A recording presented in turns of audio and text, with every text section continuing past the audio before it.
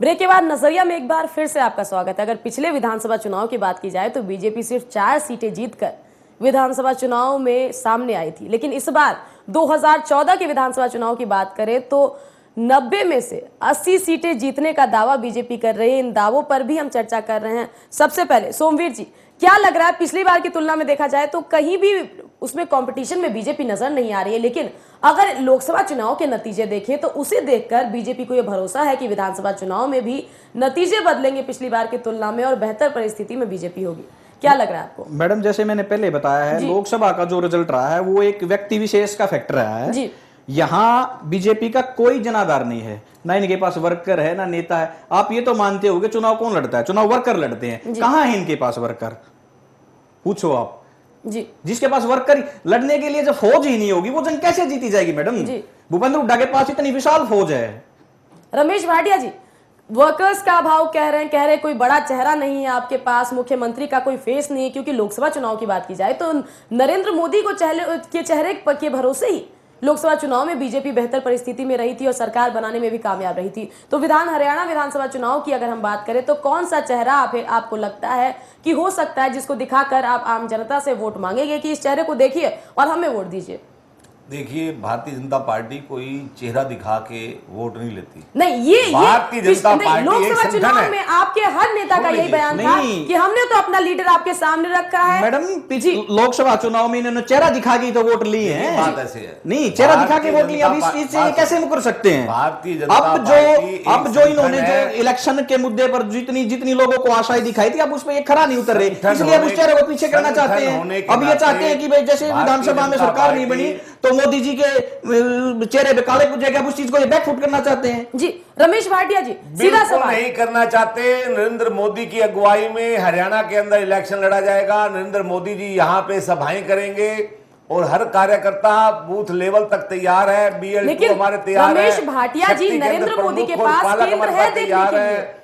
और उसके साथ बात सुनो, उसके साथ अगर देश के अंदर नरेंद्र मोदी की सरकार है और हरियाणा के अंदर भी भारतीय जनता पार्टी की सरकार बनेगी और 100% ये तो भाटी जी आने वाला वक्त तय करेगा। वो तो भाई साहब जिस समय आप बताते थे पिछली बार हमारा केंद्र में एक भी यहाँ हरियाणा के अंदर एक भी MP नहीं था और आज हमारे 7 MP बने। वो कैसे बन गए हमारे? नहीं, तो पूरा देश बदलाव चाहता है। उसमें भ्रष्टाचार में डूब चुकी है। रोज रमेश भाटिया जी, देश बदलाव चाहता था लोकसभा चुनाव के दरमियान और पूरा हरियाणा बदली है। अभी हम बात 4 सड़कें और 10 पुल देखकर खुश मत हो जाइए। हरियाणा के अंदर 4 सड़कें नहीं है, पूरे हरियाणा में समान विकास हुआ है। आप क्यों बोल रहे हैं? अगर आप खैरी मोड़ से आगे बढ़ जाए तो ऐसे लगता है जैसे पाकिस्तान के अंदर पहुंच गए। तो आप उनसे पूछ लेना। रमेश भाटिया जी, मैं आपसे गुजारिश करूंगी कि आप थोड़ा संयम रखें। और ओम प्रकाश बागड़ी जी, आपके सहयोगी काफी देर से आपके बगल में ही चुपचाप बैठे हुए। बागड़ी जी, आपसे मैं पूछना चाहूंगी कि बेशक बीजेपी कोई नाम डिक्लेयर नहीं करिए, लेकिन चुनाव आप बीजेपी के साथ मिलकर ही लड़ेंगे ये माना जा रहा है। तो कौन सा ऐसा चेहरा है जिसको दिखाकर बीजेपी और हजका आम आदमी पार्टी के पास जाएगी, आम जनता के पास जाएगी और जनता से वोट मांगेगी? देखिए, जब भारतीय जनता पार्टी से समझौता हुआ था उसी टाइम से हमारे जो चीफ मिनिस्टर बनेंगे चौधरी कुलदीप बिश्नोई जी बनेंगे जी, और उसमें कोई दो राय नहीं है।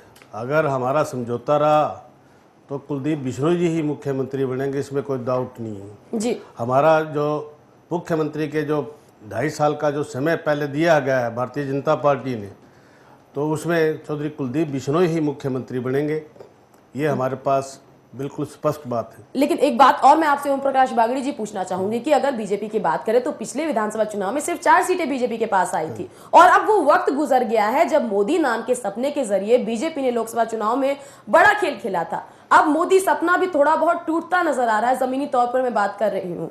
तो ऐसे में क्या लग रहा है कि बीजेपी के साथ जुड़कर आप अच्छा परफॉर्म कर पाएंगे?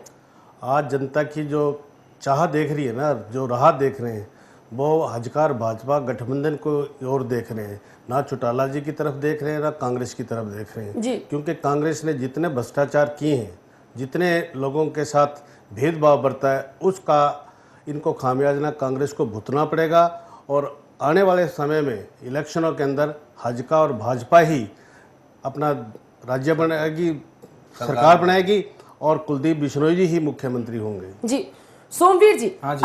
अगर बात की जाए विधानसभा चुनाव की और पूरे देश की राजनीति की हम बात करें तो कांग्रेस के लिए परिस्थितियां बद से बदतर समय के साथ होती चली गई। 2013 की बात करें तो मध्य प्रदेश गया, छत्तीसगढ़ गया, राजस्थान गया, दिल्ली भी गया।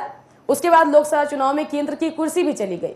अब माना जा रहा है कि महाराष्ट्र तो जाएगा, लेकिन उम्मीद थोड़ी बहुत हरियाणा में बची हुई है। इसमें लग रहा है कि पता नहीं शायद सरकार बना भी ले, हैट्रिक लग भी जाए या ना भी बने। तो ऐसे में हरियाणा की राजनीति काफी महत्वपूर्ण कांग्रेस के दृष्टिकोण से हो गई। तो क्या कुछ खास तैयारी इस बार विधानसभा चुनाव में आप करेंगे? मैडम जी देखिए, मैं हरियाणा की राजनीति करता हूँ, हरियाणा की राजनीति में मैंने काम किया है, तो मैं जो बात बता पाऊंगा आपको हरियाणा से रिलेटेड बता पाऊंगा।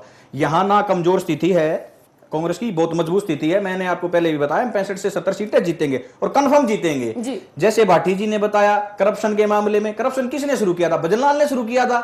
किसी कलर की बदली करवाने चले जाओ चंडीगढ़, वो ये बोलते थे झूठ बोलते हैं, भाड़ा लगा के आया, कभी 200 रुपए वहीं आपको सरेआम है ना, ये सीएलयू के चक्कर में सरेआम रुपए लेते हैं, इनकी सीढ़ी पकड़ी गई, सब कुछ पकड़ा गया है। आज ये बता रहे हैं कि करप्शन से सरकार बनाएगी, 80 सीटों का ये दावा कर रहे हैं, अकेले करते हैं। अब बीजेपी को क्यों चिपका के कर रहे हैं? ओम प्रकाश जी, तो आज सीएलयू के पास की बात नहीं करेंगे, नहीं पिछली बातों पर हम नहीं जाएंगे, किसने क्या भ्रष्टाचार किया हम उस पर नहीं जाएंगे। लेकिन ये प्रेजेंट करने लग रहे हैं, पीछे सीधा क्यों देख सवाल रहे हो? सोमवीर जी आपसे, मौके में देखो ना यहाँ। मैं आपसे गुजारिश करूंगी कि आपको मैंने वक्त दिया था, आपने तब तक संयम बरता, थोड़ा संयम और बरतिए।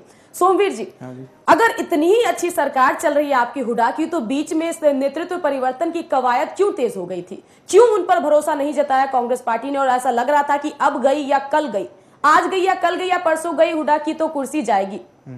देखो मैडम जी, ये सबका विश्वास था। वीरेंद्र जी थोड़ा सा उनको है ना अपनी जुबान पे कंट्रोल नहीं है, वो ये चाह रहे हैं बस उनसे ये हो रहा है कि एक बार उनकी एक दिली इच्छा भी मैं एक बार मैं प्रदेश का मुख्यमंत्री बनूं, इसलिए वो नाम चना बोलते रहते हैं। और इसके अलावा किसने बताया? राव इंद्रजीत जी क्यों छोड़ कर गए?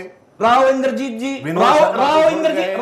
का भी ये सपना है कि वो भी एक बार इस प्रदेश का मुख्यमंत्री बनना चाहते हैं। शैलजा क्या कह रही है? पूरे देश के अंदर नहीं राज्यों के अंदर गठबंधन है। अगर वो ये सब कह रहे हैं तो फिर बंदूटा को बदल क्यों नहीं पाए? पूरे देश नहीं, आप बिल्कुल गलत कह रहे हो भाटी जी। अरे भैया, वो सोनिया गांधी कैसे बदले? हुड्डा के उस सोनिया गांधी के दामाद के उन्होंने सारी जमीनें हरियाणा की लुटा दी, क्यों उसको बदलेगी? उसने मरना है क्या? जी सोमवीर जी, हरियाणा के अंदर 100% कह रहे हैं भारतीय जनता पार्टी और हजका की सरकार बनेगी। जैसे हमारा ऊपर केंद्र में फैसला होगा, कांग्रेस टूट चुकी है, पूरे देश के अंदर टूटने जा रही है। सभी राज्यों के अंदर उनके जिन भी पार्टियों के साथ समझौते थे वो टूटने वाले हैं, कुछ टूट चुके हैं और समाप्त होने वाली है। जी सोमवीर जी, वहीं गोपाल कांडा का भी आज बयान सामने आया। उन्होंने कहा है कि प्रदेश की जो हुड्डा सरकार है उसने प्रदेश को कर्ज में डुबा दिया है। 2 दिनों में सरकार ने 1000 करोड़ का कर्ज लिया है और इसी कर्ज के बलबूते पर सरकार जो है नए घोषणाएं कर रही है। कर्ज में कहां डुबो दिया मैडम? भूपेंद्र हुड्डा जी ने जब सरकार संभाली थी उस टाइम पे कितना कर्जा था जी, आप देखना। 80,000 करोड़ रुपए का कर्ज छोड़ के जा रहे हैं भूपेंद्र सिंह हुड्डा। नहीं भाटी जी, आप आ रहे हैं तो दोबारा से आ रहे हैं। और जब वो जाएंगे, जब डेवलपमेंट होती है, काम होता है, भूखा करके गई, इसी तरह हरियाणा को भी चौधरी भूपेंद्र सिंह जी हुड्डा समाप्त करके जा रहे हैं। बिल्कुल नहीं लेकिन करके जा रहे हैं।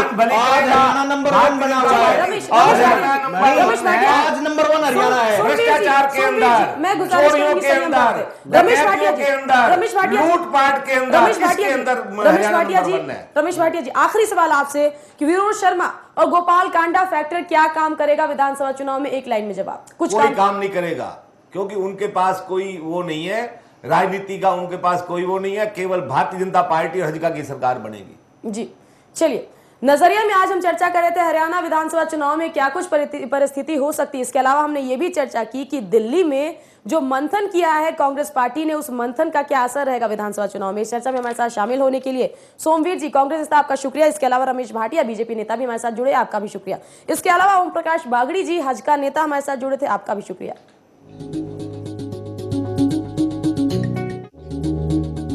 फास्ट और की मैं कह रहा है कि